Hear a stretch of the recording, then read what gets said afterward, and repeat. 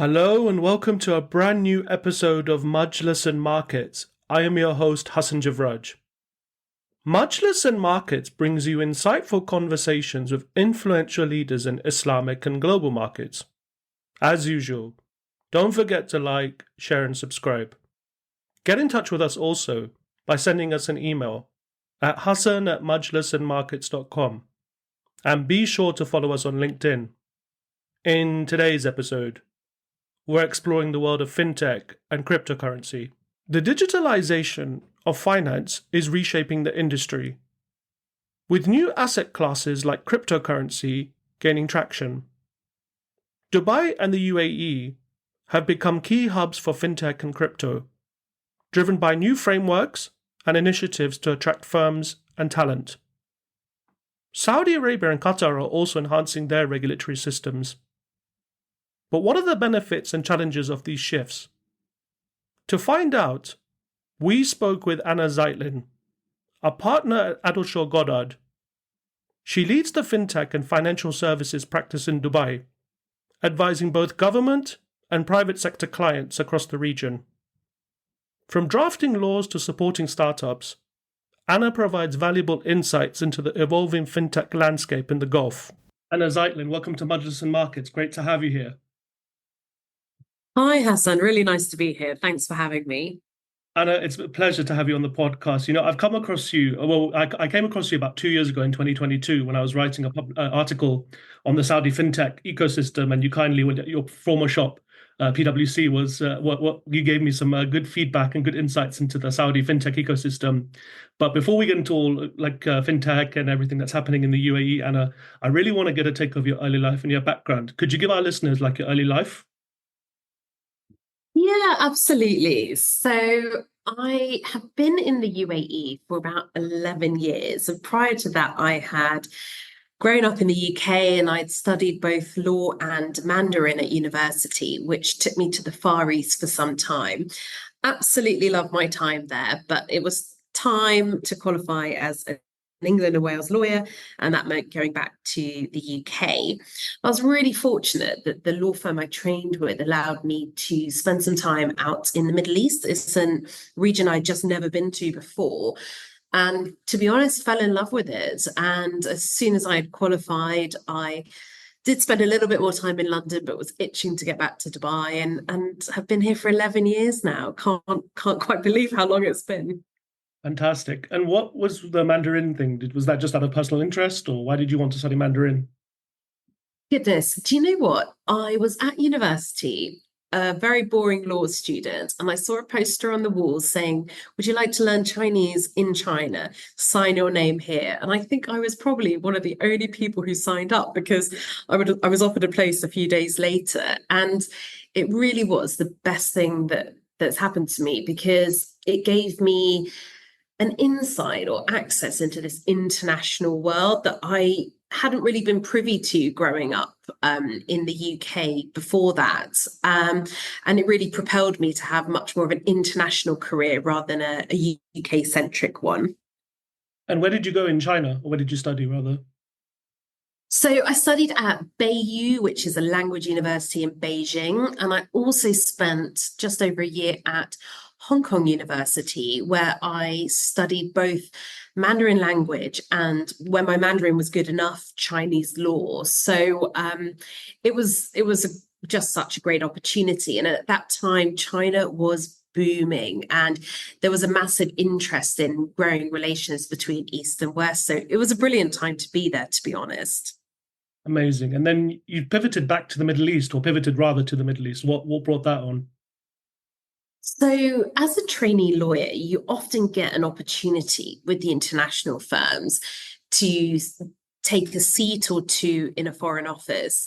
And there was a need at that time for junior support in their Dubai office. So off I went. And it was quite funny, actually. I'd never been to the region before. I really didn't know anything about it. And I went and I really never looked back. So I did have to return to London for a short period of time after my training. And then I hopped right back out here. And I think the UAE will be certainly a bit of a long-term resting place for me. It's just got such a buzz about it, so much going on, constantly growing, constantly evolving. It's a very exciting place to build a career. Fantastic. And then, like you said, you qualified as a lawyer and then you worked in the law firm, but you also worked at a professional services firm, PwC, right? I, I did indeed. So I spent a couple of years at PwC in their Dubai office, although I headed their regional fintech practice. Still operating as a lawyer, although working closely alongside consultants, and really had access to some incredible projects, virtue of the brand name. Recently concluded designing a tokenization framework in Qatar. It was just such a brilliant project to be leading, such a pioneering project for the region. Also helped work on the open banking regime in Saudi, helped set up the virtual asset regulatory authority in Dubai.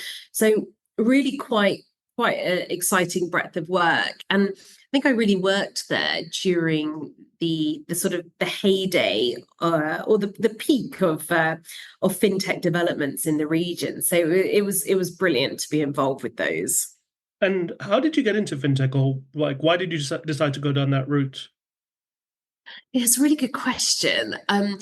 So I started off life as a banking lawyer, actually doing a lot of asset finance work.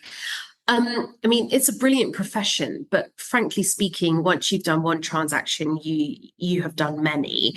And I sort of segued into a more general commercial law role. And I saw an opportunity a few years ago with the rise of payments companies looking to come and set up shop here. This was in a pre-COVID world. And then over COVID, things just took off in a massive way in the UAE. And I thought to myself, right, I'm going to take this upon myself to learn all of the financial services regulations inside out in the region. And I could see that there really weren't any other lawyers in the market doing that kind of work. And I just thought, if I can just get my head down and really understand this in great detail, then there's a real niche that I could carve out for myself. And sure enough, if you're a decent financial services regulatory lawyer, then you've got access to incredible fintech opportunities. And that's certainly where I found myself now. And just before we get into like what's happened in the UAE and other countries, how would you characterize fintech for our listeners? Great question. So I would say it really is, in terms of legal characteristics, a meeting point between commercial contracts law and financial services. So typically, there is going to be a financial services element, virtue of the finance in the fintech, the fin in the fintech. And then often you're going to need to have a really good grip of the commercial laws and practices in a country because of the technology angle and the aspiration that these kind of corporates have to grow. So I would say that that's how I would characterize things from a legal perspective. Great. And like, I guess fintech, from my perspective, it really took off, like you said, in 2014, and then it really took off like proliferation wise in 2020 with the pandemic, because you had people staying at home Yeah. really. And also, I guess, like the changes, the shifts in the banking industry and indeed the wider finance industry became a lot more digitalized, right? Over the past, say, like 10, 15 years. Yes, yes, you're absolutely right. I mean, we have seen the industry propelled by the pandemic, for better or worse. The pandemic has completely changed the landscape, and it's greatly helped a lot of my clients get to where they wanted to be, frankly speaking. And I think what the UAE has so cleverly done is it's been very adaptable, and it's seen the changes in terms of the trends of the types of company succeeding in this world, and it's really opened the doors from a regulatory perspective for those companies to come and set up shop here and operate in a friendly environment. And for what's so interesting for me personally is I came to the UAE before, I suppose, before the hype of Dubai. And I now see friends of mine from university, friends of mine from school, other friends from home who would never have dreamed of even visiting this region, now actually relocating here. And it's just such an incredible melting pot. So on a personal level, it's a brilliant place to live. But actually, in terms of doing business here, there is really more money flowing than I think there probably is anywhere else in the world right now. Yeah, no, definitely. I think there's a lot of activity, and as you said, right, probably over the last decade or so, and especially now with the pandemic, or the post-pandemic world rather, you've got like a lot more activity and investment coming to the UAE. Speaking of the UAE, Absolutely. speaking of the UAE, Anna, I wanted to talk to you today about fintech in specifically in the UAE and then maybe some of the other Gulf countries. I think since probably like 2020, like because we've been talking so far, that there has been a lot of development. But it seems like the UAE since 2020 in particular, they launched a lot of initiatives that I know you've helped or participated in. Could you walk us through some of the initiatives that the UAE's done since say 2020? Sure, sure. So I think a really big one that has made huge international waves is the Virtual Asset Regulatory Authority. It is the world's first crypto regulator, and it operates in the Emirate of Dubai, but not in the Dubai International Financial Centre, the DIFC. So essentially, it is regulating all things virtual assets in the Emirate. And I think that in itself has been such a draw. We've seen a huge flocking of virtual asset companies coming to set up shop here in Dubai. And actually, the VARA, the Virtual Asset Regulatory Authority, is overwhelmed with applications, which is a really good sign for that industry in this region. So that's certainly been one thing that we've really noticed sort of propelling the fintech industry. Also seen other initiatives. There have been some really interesting sort of lesser known initiatives in neighboring countries like Oman, for example, who have taken a slightly different approach and really looked to grow the infrastructure that surrounds the blockchain industry. And they've got sort of a set of dedicated regulations and even spaces within free zones to grow things like crypto mining, which I thought was a really interesting play. And then we've seen other fintech initiatives like the open banking regulations in Saudi through SAMA, the central bank in the kingdom. And indeed, SAMA is actually a really truly pioneering organization. And they've got a pretty detailed regulatory framework for a lot of different fintech activities. And as a result, we see all sorts of fintechs flourishing there, particularly in the payments sector. And speaking of payments, there's the UAE central bank initiatives as well. We've got the Financial Infrastructure Transformation Programme, and that basically consists of 9 growth areas that the central bank has decided to focus on. And we've seen a lot of those come to fruition. I personally have worked with a number of payments companies, some well-established international payment companies, some homegrown, some completely new startups. And working with the UAE Central Bank has become increasingly easier as time has gone on since the pandemic. They've also got all sorts of other interesting schemes like a sandbox, and they're embracing central bank digital currencies, etc. So I think we can expect to see a lot more where that came from. But I would certainly say that a lot of these, as you highlighted, have been instigated really by that pandemic push. And this is not just specific to Dubai, right? There are initiatives taking place in places like Abu Dhabi and Ras Al Khaimah as well, right? Absolutely. So the Abu Dhabi boasts the Abu Dhabi Global Market, the ADGM, and it is an incredible free zone with sort of upholding the highest standard of international regulations. Largely modelled on the British system. It's directly imported the laws of England and Wales and applies them directly in its courts. Also, the financial regulator has drawn quite a lot of inspiration from the FCA in the UK, but indeed has also looked further afield to work out really what best practices are working. And as a result, the ADGM is truly flourishing right now, and we are seeing a huge interest in all kinds of fintech companies setting up there. And really that can range from huge funds all the way through to absolute novice startups. So it's brilliant to see that kind of ecosystem growing in the capital. You're right to have also pointed out Ras Al Khaimah. So they are developing the RAC Digital Oasis as we speak.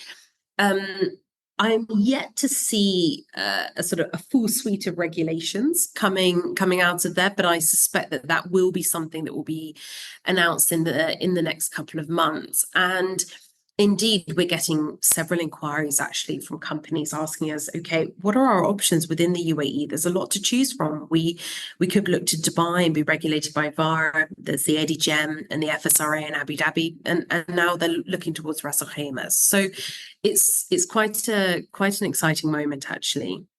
Yeah, it's interesting.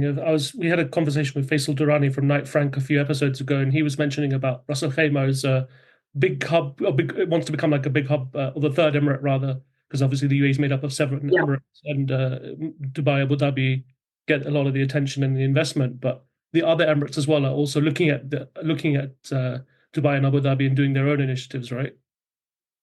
Absolutely. I mean, I actually used to work for the government of Ras Al Khaimah. I worked there for a couple of years, and it was really exciting working with the royal family and seeing just how ambitious they were. They really do have their sort of eye on the ground and sort of looking at what not just the other emirates are doing, but what's going on a more global playing field. And they are developing their emirate in a really unique way. I mean, the tourism industry in particular is booming there, and I understand that the property prices as a result have skyrocketed. But also there's many other infrastructure sort of RAC Inc. Entities, very, very, very successful. The likes of RAC Gas, we've got the free zones, RAC Airs and RAC ICC. And indeed, there's now going to be a gambling and casino area in the Emirate, which will be the first of its kind in the UAE. So it's certainly an exciting moment. And I think the development growth is just off the charts right now. Fantastic. Anna, there's one area I wanted to talk to you about. And a lot of people, when I told people I was talking to a fintech lawyer for the episode, they were asking me to ask you this. Obviously, the area of CBDCs, central bank digital currencies, has become a very hot topic, I think, not just in the UAE, but globally. To begin with, what exactly is a CBDC? Yeah, so it's a great question. It's one that we get asked quite a lot. So the name sort of gives it away. Essentially, the way that most virtual assets have been set up in the past is that they are an unbacked digital currency.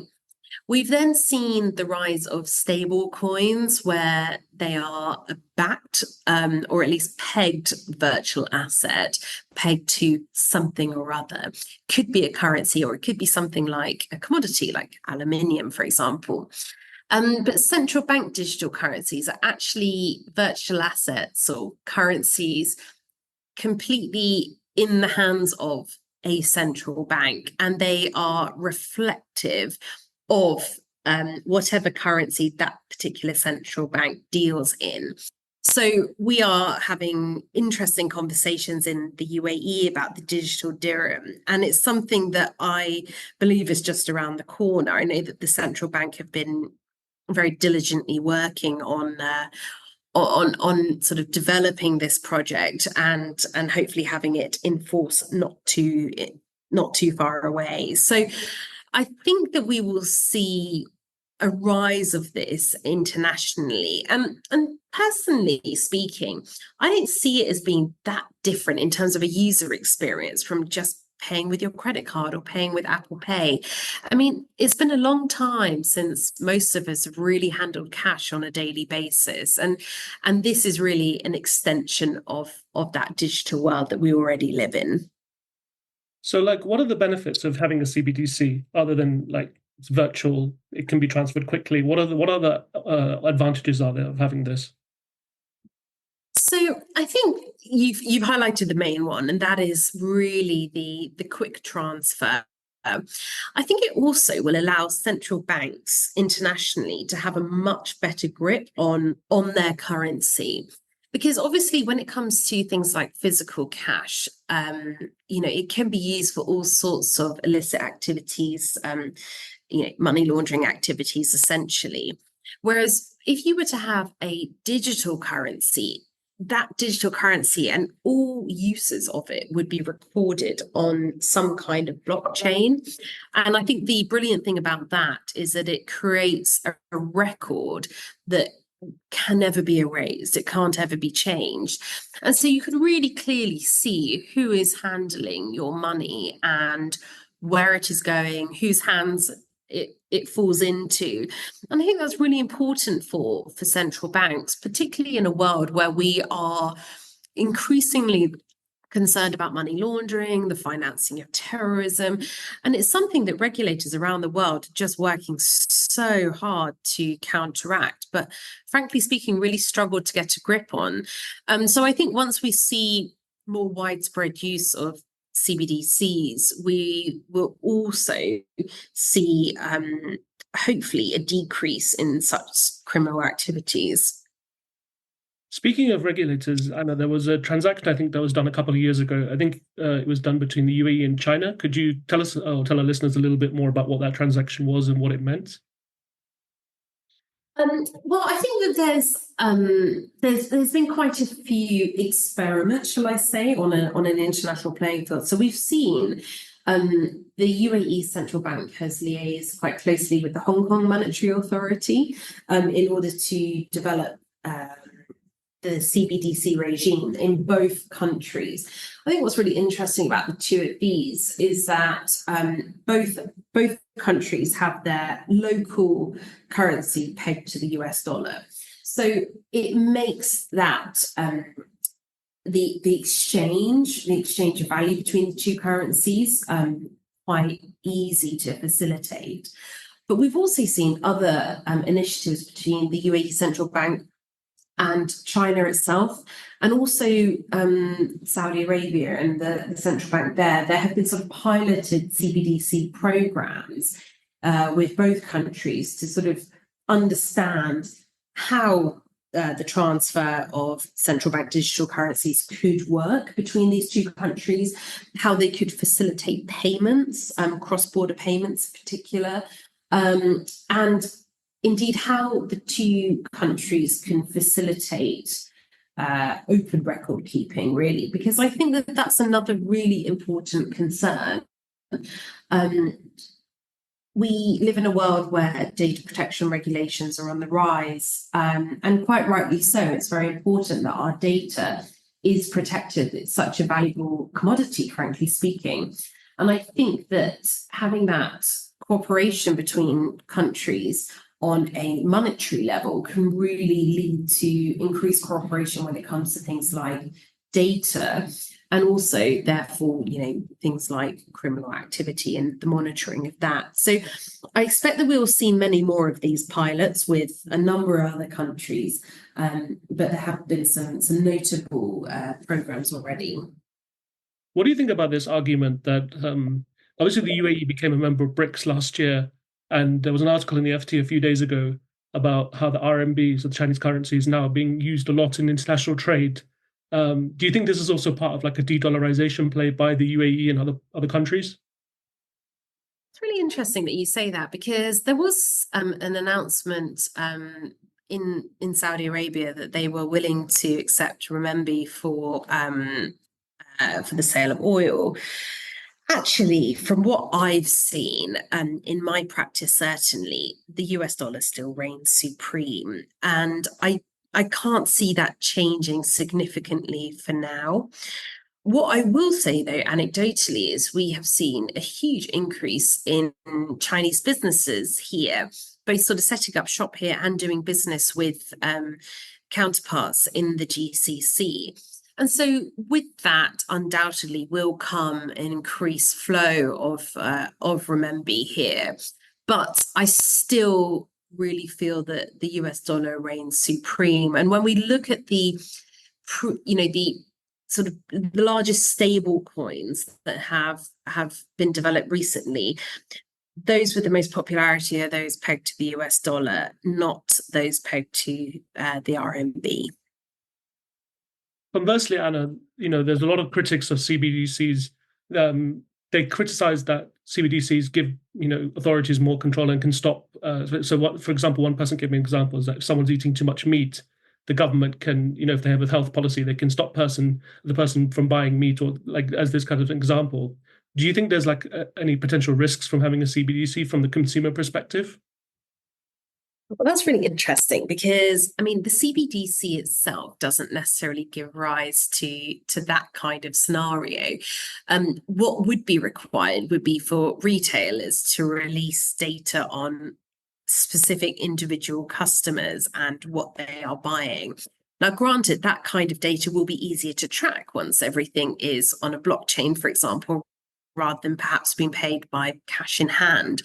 But I would be very surprised if such blatant initiatives were enacted. However, there is an interesting point that you've raised there, I suppose, from a public health perspective. It would be perhaps nice to see some of the more dangerous things that we buy in supermarkets being perhaps reconsidered. I highly doubt we're going to see such scenarios, though. I really do feel like the economies in this region operate in a very free-flowing capitalistic way, and so I think that those kind of schemes would probably fly in the face of that. One other thing about CBDCs that just came to my mind is that doesn't this also negate the use of cryptocurrencies? Because obviously the UAE over the past, say, couple of years or since 2021 has become a hub of crypto activity in the world. Does this CBDC not really fly in the face of crypto or kind of diminish the whole need for crypto? Well, I think that's really interesting. And that's certainly what some critics have been saying. It's my view that it's not quite the case, because I think that generally speaking, those who use fiat currency at the moment will continue to use fiat and possibly transfer use to CBDCs when they become more widespread. Cryptocurrencies seem to be operating in a slightly different world, more of an unregulated territory, shall we just say. And so I don't think it's necessarily going to diminish the use of cryptocurrencies, because I think we are still at a time in their development whereby they are not being used for widespread payments just yet. If we were having this conversation 10 years from now and CBDCs hadn't been developed, then I think we would be in a different position. But right now, I would be hard pressed to go down to my supermarket and ask to pay in Bitcoin for my groceries. Whereas I think it is a very real prospect that within the next few months, I will be able to pay for my groceries using a CBDC. So I think probably the two things are operating in more exclusive territories from one another than we probably think they are. I mean, in the UAE, you can use cryptocurrency as a form of payment, right, for certain things. Yeah, so you can use it as a form of payment, providing the vendor offers that. So well, there was a really interesting case recently about whether salaries could be awarded in cryptocurrency here in the UAE. And there was quite a lot of hype in the newspapers that a judgment, a court of first instance judgment had ruled that they could be. Actually, when you look at the detail of the judgment, that's not quite the case. So you still have to pay salaries in fiat currency, in particular the UAE dirham, but you can afford to pay benefits in cryptocurrencies. And so to that extent, yes, that is an example of that. Indeed, I hear people buying properties in cryptocurrencies here, but actually, when you go to the land department to register the purchase of a property, you actually have to write down a fiat value on the transfer deed. It can't be a cryptocurrency value just yet. I suspect all of this is going to change. I really hope it will do, actually, because I think it's going to really propel the industry. But I suspect there will be a catching up of CBDCs before that happens. So you don't anticipate like an El Salvador sort of situation where it becomes complete legal tender for purchasing, like you said, going down to the supermarket and buying your groceries? No, not just yet. I do believe it's a reality, and it will happen eventually. But I don't think that there is any real rush for that to happen. And in fact, what I've noticed about the UAE is they very, very diligently look at what sort of pilot projects have been initiated around the world, how they performed, the pros and cons, and they're extremely careful, the government here, as to what sort of initiatives they introduce. And I can't see that they would be rushing to replicate what's happened in El Salvador. Fair enough. Anna, as we bring the podcast to a close shortly, there was two other areas I wanted to ask you. The first was, how would you characterize or compare the UAE's place in digital finance and digital assets with its GCC neighbors? So my personal opinion is that the UAE is very much leading the way. I think that they have, whilst they've been very careful to look at what's going on an international playing field, they've also been very keen to put themselves at the forefront and really be a leader for this industry, and indeed create lots of world firsts, as well as new and improved versions of things happening elsewhere in the world. We've seen a real sort of inconsistency in terms of the other GCC countries and how they've approached this industry. So we've seen the likes of Kuwait, for example, having an outright ban on anything crypto. And indeed, it's not just Kuwait. Qatar, although we've recently developed a tokenization framework there, is still taking a rather hostile stance towards cryptocurrencies, for example.